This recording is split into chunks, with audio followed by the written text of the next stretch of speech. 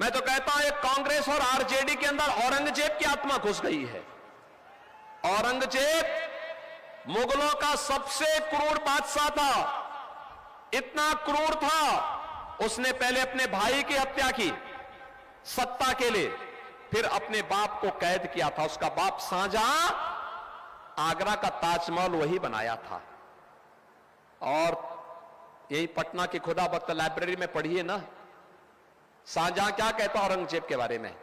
कहता है कि तुझ जैसा कमबख्त पुत्र किसी को पैदा न हो। तूने मुझे जीते जी पानी के लिए तरसाया, एक एक बूंद पानी के लिए तरसाया है। अरे तुझसे अच्छे तो हिंदू हैं जो अपने बड़े बुजुर्गों का सम्मान करते हैं और मरने के बाद श्राद्ध कर्म करके पितरों को तर्पण करते हैं, जल देते हैं। बहनों और भाइयों, औरंगजेब ने हिंदुओं पर एक टैक्स लगाया था, उसका नाम था जजिया कर। ये विरासत टैक्स कांग्रेस का जजिया कर है। हमें औरंगजेब को भारत के अंदर फिर से जीवित नहीं होने देना है। औरंगजेब को जीवित होने से रोकना है। तो बहनों और भाइयों, मैं आपसे कहूंगा कि कांग्रेस आरजेडी गठबंधन को पूरी तरह खारिज कर देने की आवश्यकता है, पूरी तरह खारिज करने की आवश्यकता है। ये कहते हैं सत्ता में आएंगे तो अल्पसंख्यकों को उनकी रुचि के अनुसार खान पान की स्वतंत्रता देंगे। मैं तो इनकी बुद्धि पे मुझे तरस आती है, मुझे इनकी बुद्धि पे तरस आती है। अरे खान पान अल्पसंख्यक और बहुसंख्यक का अलग अलग कहां, अलग अलग कहां? बाटी चोखा बहुसंख्यक खाता है, अल्पसंख्यक भी खाता है। दाल चावल रोटी सब्जी बहुसंख्यक खाता है, वो भी खाता है। अन्य पकवान बहुसंख्यक खाता है, वो भी खाता है।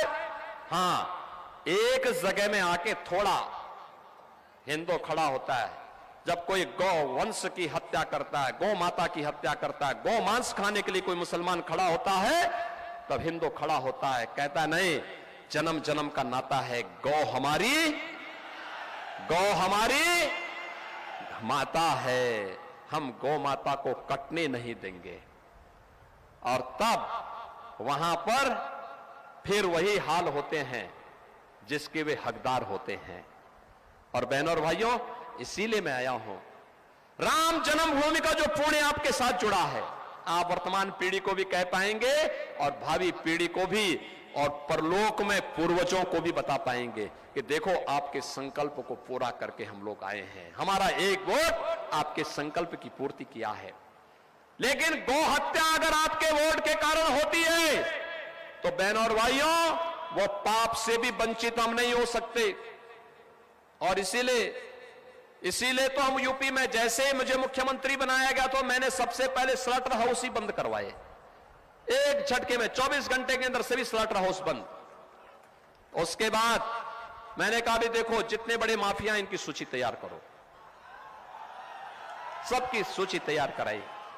और मैंने उनसे कहा तुमने जितने गरीबों की जमीन को, व्यापारियों की जमीन को कब्जा किया है, अगले 12 घंटे के अंदर खाली कर दो और माफी मांग लेना। नहीं मानोगे तो तुम्हें जेल तो नहीं मिलेगी, जहन्नुम में जरूर पहुंचाऊंगा। और बहनों और भाई, आज देखते होंगे जो बड़े बड़े माफिया थे ना पहले वहां के, जो सत्ता जिनके सामने झुकती थी, जिनके सामने गिड़गिड़ाती थी, जिनके सामने सारे प्रोटोकॉल जिन माफियाओं के सामने समाप्त हो जाते थे, माफिया का काफिला चल रहा है तो पता लगा मुख्यमंत्री और राज्यपाल का काफिला रुक गया। जिनकी इतनी दहशत हुआ करती थी यूपी में, आज जब उनको पकड़ करके लाया जाता उनकी पैंट पहले गीली हो जाती है कोर्ट में,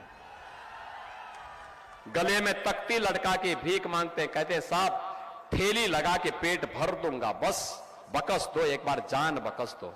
मैं कहता हूं देखो तुमने न जाने कितने गरीबों को मारा है, कितने निर्दोषों को मारा है।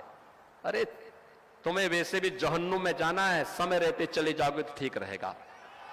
और बहनों और भाइयों, आज आप देखते होंगे उत्तर प्रदेश अतिक्रमण से मुक्त, कर्फ्यू से मुक्त, दंगों से मुक्त। कोई दंगा सुना यूपी में? हो ही नहीं सकता।